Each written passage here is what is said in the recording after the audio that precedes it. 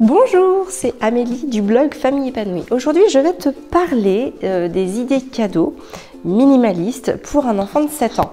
Parce que voilà, que ce soit pour un anniversaire ou pour Noël, c'est toujours intéressant d'avoir quelques petites listes d'idées pour puiser des idées de cadeaux qui ne viennent pas, enfin en tout cas qui ne nourrissent pas une idée de surconsommation, d'accumulation d'objets en tout genre et de jeux inutiles ou de jouets inutiles dans la chambre ou dans les salles d'activité que vous pouvez avoir chez vous.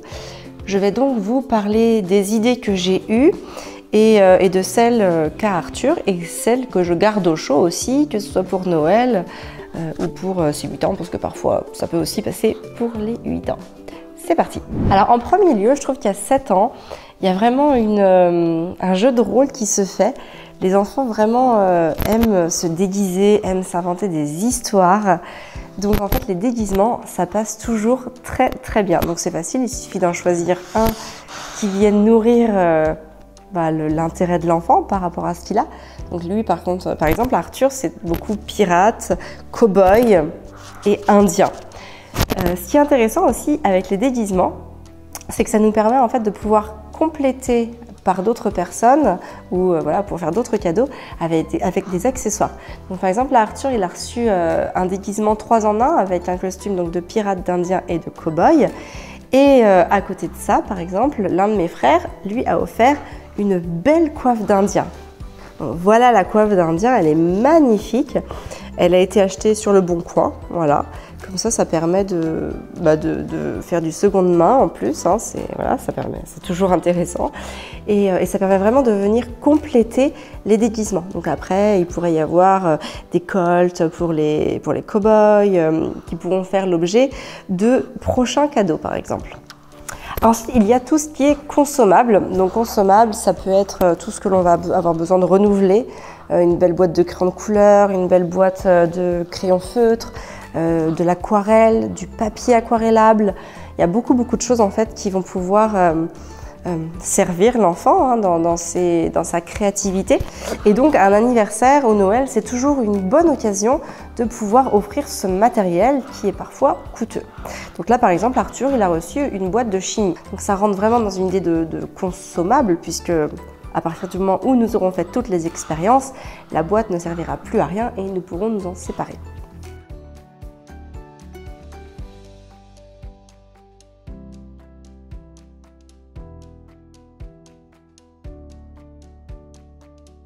Alors ensuite, il y a les jeux éducatifs. Donc les jeux éducatifs, c'est les jeux qui vont permettre à l'enfant de jouer tout en confirmant une connaissance ou tout en approfondissant une connaissance ou même parfois en découvrant quelque chose.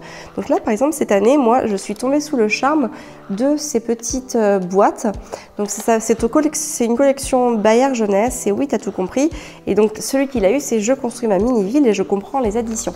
Donc le principe est simple, on construit la ville et en fait, il y a différents blocs. Donc il y a les grands appartements, les grandes tours, il y a les moyennes tours et il y a les maisons individuelles. Et donc en fait on vient tout simplement compter, enfin l'enfant compte en fait en construisant la ville et ça permet d'ancrer le fonctionnement, le schéma type des additions. Donc vraiment c'est vraiment super. Il en existe plusieurs, je sais je crée des origamis pour comprendre la géométrie, je crée des cookies. Je fais des cookies pour comprendre les multiplications et celui que j'aime beaucoup et je pense que je vais le prendre pour le Noël d'Arthur, c'est je fabrique un théâtre d'ombre pour comprendre la géométrie. En fait, Arthur il fait beaucoup de théâtre d'ombre avec ses mains. Donc là, ça va être l'occasion de pouvoir lui offrir ce coffret-là et de pouvoir aborder des notions de géométrie tout en conservant un côté très ludique et donc qui va plaire forcément à l'enfant. Alors ensuite, il y a tous les jeux de société, parce que forcément, c'est toujours agréable de pouvoir jouer en famille. Donc nous, alors on en a plusieurs à la maison, je vais te montrer ce qu'on a. Arthur en a eu un, il a eu le double. Donc, le double, c'est vraiment un jeu super sympa, de rapidité, qui se joue très facilement. Les parties sont très courtes, donc c'est cool. Ce qui est très bien aussi, que je peux te conseiller, c'est le Pirate Attack. Donc ça, on l'avait acheté cet été en visitant le sous-marin à Saint-Nazaire. Et le jeu est génial, je l'adore. Il est vraiment très facile à comprendre. Les enfants adorent, vraiment. Et ça permet de passer un bon moment en famille. Les parties sont pas très longues, ça dure 15 minutes. Donc vraiment, c'est cool. C'est largement faisable. Et il y a aussi celui-là. Donc ça, c'est aux éditions National Geographic Kids. C'est un jeu de société sur les animaux, sur la biodiversité et voilà, sur plein d'infos sur les animaux. Je te le conseille vraiment si ton enfant aime découvrir, comprendre les animaux, leur environnement, la biodiversité d'une manière générale et avoir vraiment des anecdotes croustillantes sur les animaux. Je te le conseille vraiment. Il est top. Donc les jeux de société, ça reste vraiment des valeurs sûres.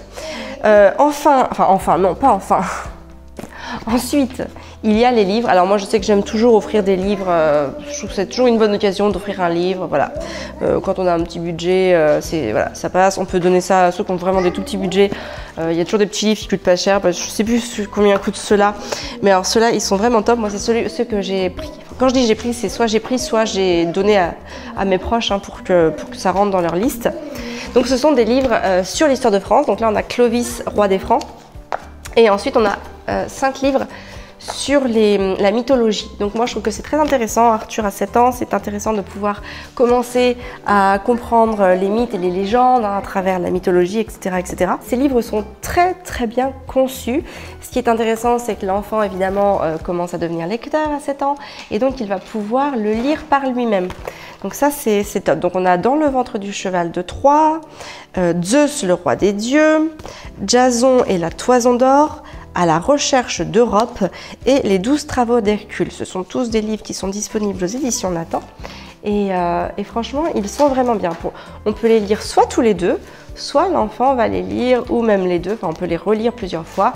Ça reste vraiment des outils aussi d'instruction. Donc c'est toujours très intéressant de cumuler encore une fois le plaisir et l'utile. Voilà, mêler l'utile à l'agréable, c'est top.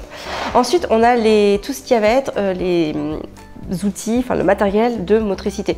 Donc à 7 ans, on va pouvoir, je pense par exemple au roller, à la trottinette, au vélo si l'enfant n'en a pas encore ou s'il faut le renouveler. C'est toujours des bonnes idées pour un anniversaire ou pour Noël par exemple. Je sais qu'à Noël, je conçois le fait que Arthur puisse avoir une trottinette. Voilà. On va voir, c'est une idée qui me trotte dans la tête.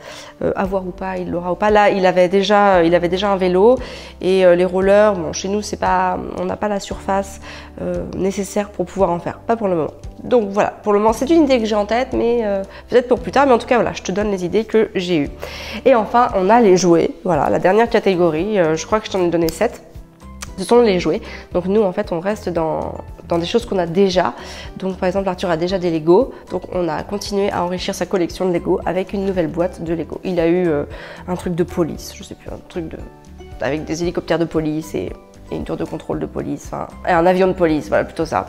Un avion, pas un hélicoptère, un avion avec un parachutiste et la tour de contrôle. Voilà, il voulait ça, donc voilà, on lui a pris ce jouet. Finalement, c'est le seul jouet qu'il a eu au sens propre du terme, puisque le reste, donc on est dans les déguisements et accessoires, dans les consommables, dans les jeux éducatifs, dans les jeux de société, dans les livres, dans la motricité et enfin les jouets. Voilà, j'ai ma Constance qui m'attend et qui va commencer à mettre le bazar dans les affaires d'Arthur, donc je vais pas traîner plus que ça. N'hésite pas à me mettre en commentaire toutes les idées que tu as ou que tu as eues auxquelles tu penses pour un enfant de 7 ans. Ça peut intéresser tous les parents qui vont regarder cette vidéo et donc lire les commentaires avec tous les meilleurs bons plans de vous tous et vous toutes. Et voilà, n'hésite pas à liker la vidéo si tu aimes ce genre de contenu. Si tu veux recevoir aussi l'article récap, important, si tu veux l'avoir par écrit, avec ce que j'en pense à l'écrit, du coup ça te permet d'avoir d'autres informations, parce que là c'est très spontané, à l'écrit en général je prends plus mon temps. Tu cliques dans le lien, je te ferai télécharger l'article récap, hein, tout simplement, de tout ce dont je viens t'évoquer. Voilà, tu peux bien sûr t'abonner à Famille Épanouie si tu aimes le contenu, je sais plus si je l'ai déjà dit, mais c'est pas grave, je le redis, abonne-toi, ça fait toujours comme ça tu reçois en fait toutes les notifications de mes vidéos, active la cloche, comme ça tu loupes rien et tu abordes ta parentalité de manière beaucoup plus sereine, bienveillante, positive et consciente. Voilà, sur ce je te souhaite une très belle journée, prends soin de toi et de tes enfants.